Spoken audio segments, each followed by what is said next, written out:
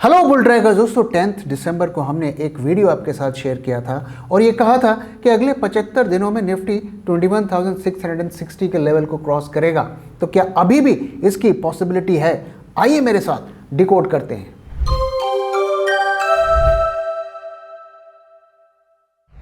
जनवरी को जब हमने ये टारगेट दिया था तो निफ्टी 24,600 के लेवल पर ट्रेड कर रहा था।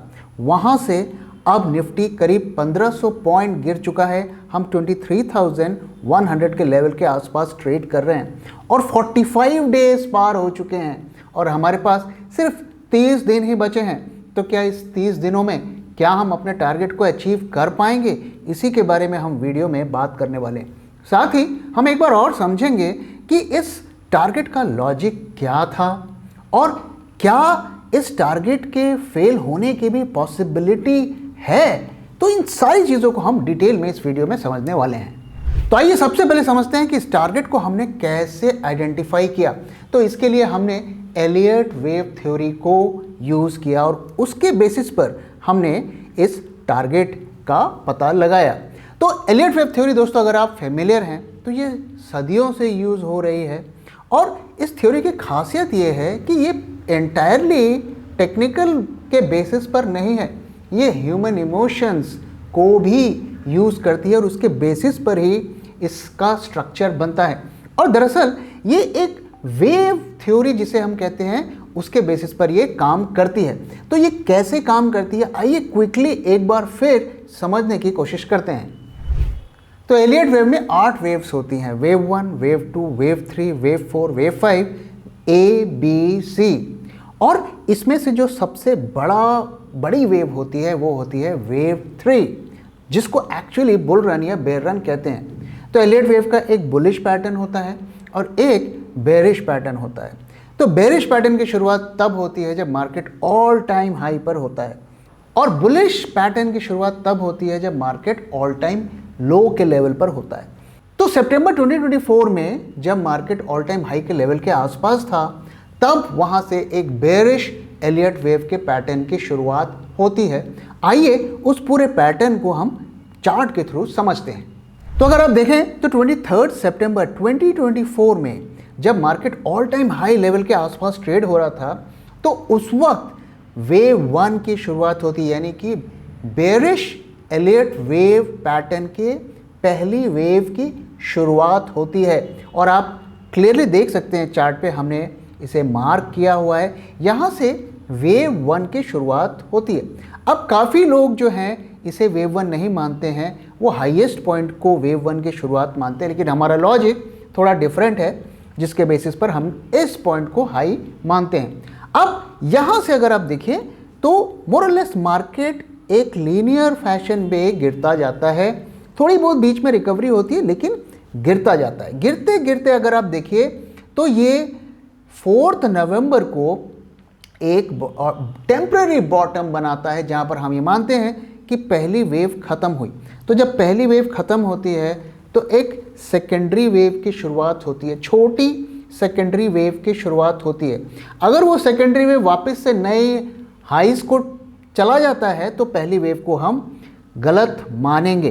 तो यहाँ पर वैसा नहीं होता है, एक छोटी वेव बनती है और आप देख सकते हैं कि वेव 2 की शुरुआत होती है और फिर वेव 2 ख़त्म होता है। फिर एक जो डाउन ट्रेंड है वो वापस से, जो बेरिश रन है वापस से रिज्यूम होता है, जहाँ पर हम कहेंगे कि वेव 3 की शुरुआत होती है।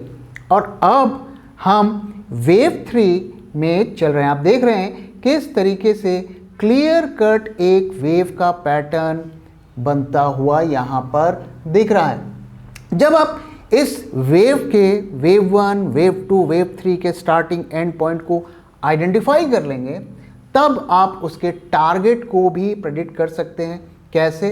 तो फिबोनाची लेवल्स को यूज़ करके हम इसको प्रेडिक्ट करते हैं। और आप देख सकते हैं जब मैंने यहाँ पर फिबोनाची लेवल्स को प्लॉट किया तो 1.6 टाइम्स जो ये लेवल आपको दिख रहा है यहाँ पर ये लेवल आता है। तो क्लियरली हमारी प्राइस अभी अगर आप देखिए तो फिबोनाची के इस लेवल के आसपास हैं, जो कि एक सपोर्ट की तरह एक्ट कर सकता है और इसके आसपास से एक छोटा बाउंस भी हमें देखने को मिल सकता है।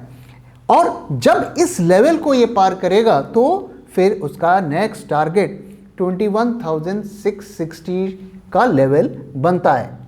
तो आइए अब बात करते हैं कि अगले 30 दिनों में क्या ये लेवल अचीव होगा। तो हमने आपको चार्ट फिबोनाची लेवल्स के थ्रू दिखाया कि कहाँ तक टारगेट जा सकता है, लेकिन अगर हम टाइमिंग की बात करें, क्या फरवरी के एंड तक क्या ये टारगेट अचीव होगा, इसे हम कैसे इसका अनुमान लगा सकते हैं। तो इसका एक रास्ता होता है कि हम ऑप्शंस मार्केट में जाके देखें कि वहाँ पे जिस तरीके की पोजीशंस बन रहे हैं, जिस तरीके की वैल्यूएशंस ट्रेडर्स दे रहे हैं मार्केट को, क्या इसकी एक पॉसिबिलिटी है। तो आइए ऑप्शंस के डेटा से पता करने की कोशिश करते हैं कि फरवरी मंथ तक इसकी पॉसिबिलिटी है या नहीं है। तो हम अगर ऑप्शंस के वॉलेटिलिटी को यूज़ करें और उसके बेसिस पर मार्केट को प्रेडिक्ट करने की कोशिश करें कि उसका हाईएस्ट लेवल कहां तक जा सकता है और लोएस्ट लेवल कहां तक जा सकता है, यानी कि उसकी रेंज की हम प्रेडिक्शन ऑप्शंस की वॉलेटिलिटी से कर सकते हैं। तो उसके बेसिस पर आइए देखते हैं कि क्या हमारा लोअर लेवल का टारगेट अचीव हो पाएगा फरवरी एंड तक। तो आप में से जो लोग हमारे ऑप्शंस एजुकेशन प्रोग्राम्स के थ्रू जुड़े हैं, उन्हें ये पता है कि कैलकुलेशंस कैसे की जाती हैं, कैसे मार्केट के रेंज का एस्टिमेट किया जा सकता है, और हम उन्हीं फॉर्मूलाज को यूज़ करने वाले हैं। तो आइए मैं क्विकली आपको दिखाता हूं कि कैसे हम इसे पता कर सकते हैं। तो करेंटली हम देखें तो हम 23,100 के आसपास है, निफ्टी का ये करंट लेवल है।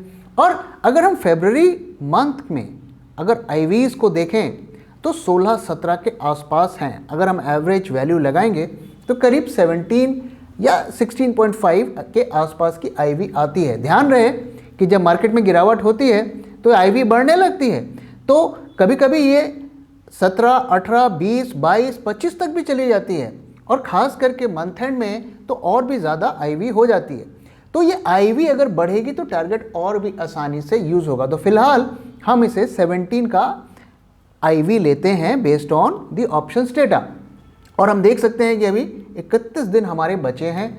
तो 31 दिन में निफ्टी कितना मूव कर सकता है, तो वो हमारी फिगर आती है 13722। आप स्क्रीन पर फॉर्मूला देख सकते हैं किस तरीके से इसे कैलकुलेट किया जा सकता है। जो 252 आपको दिख रहा है वो number of days in a year होता है, number of trading days in a year होता है।